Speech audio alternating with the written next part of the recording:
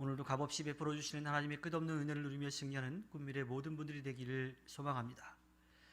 시편 147편의 이 세 번째 연은 예루살렘과 시온을 향해서 하나님을 찬양하라고 말합니다. 주님께서 예루살렘 도성을 지키시고 또 그 주민들에게 평화와 번영을 주시기 때문이죠. 그것은 하나님의 말씀으로 이루어진 놀라운 역사들입니다.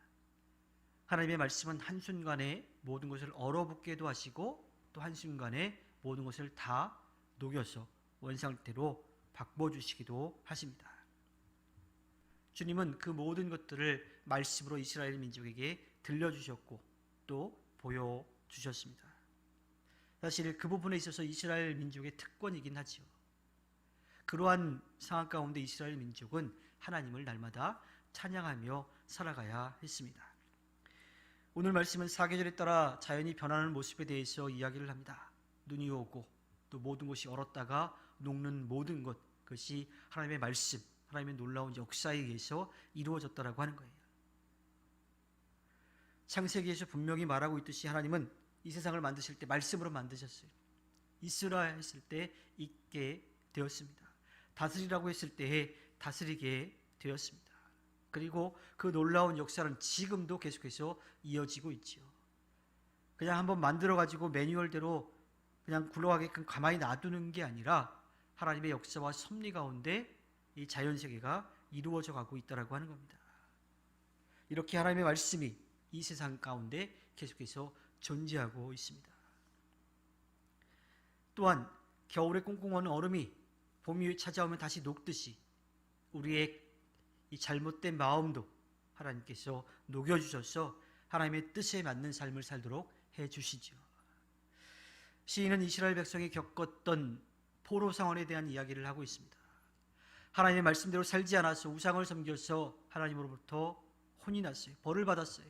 하지만 그 벌받은 상태로 가만히 놔두지 않으시고 약속하신 그대로 그들을 다시 회복시켜 주셨습니다.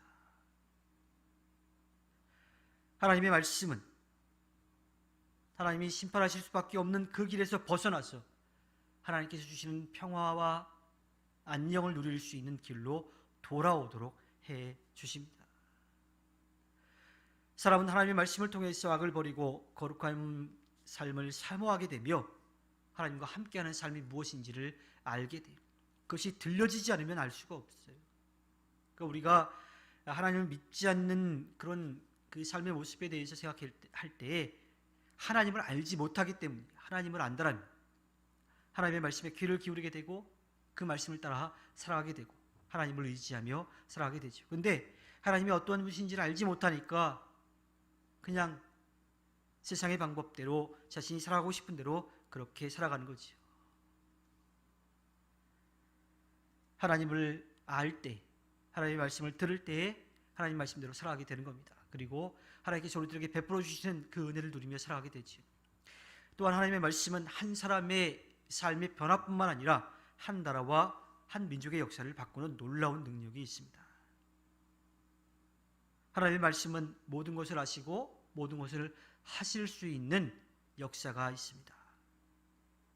그 하나님이 약속한 것을 분명하게 지켜주십니다.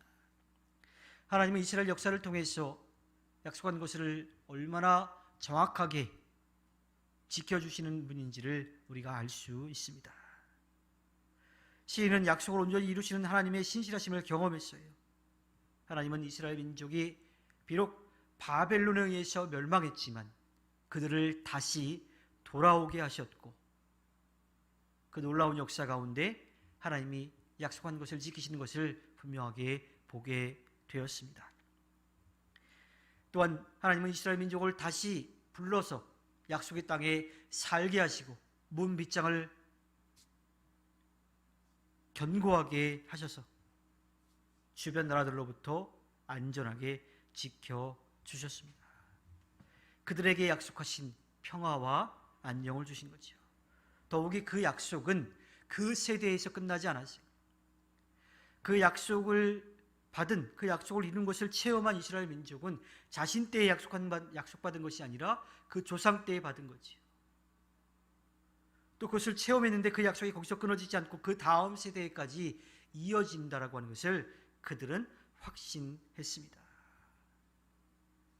그런 하나님의 놀라운 능력에, 그 하나님의 신실하심에 시인은 하나님을 찬양할 수밖에 없었던 거죠.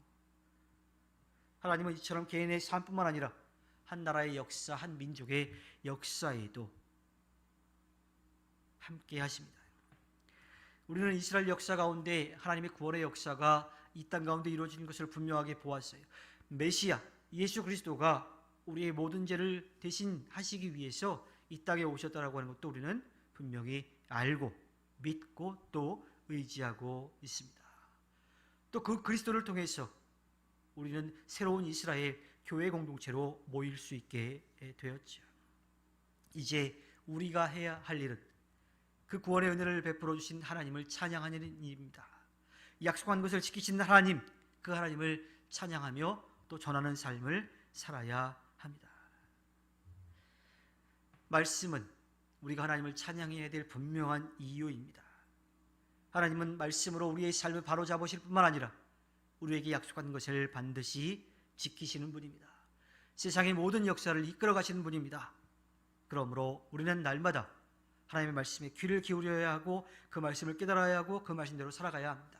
그것이 우리에게 말씀을 주신 하나님을 찬양하는 분명한 방법이고 또 이유입니다.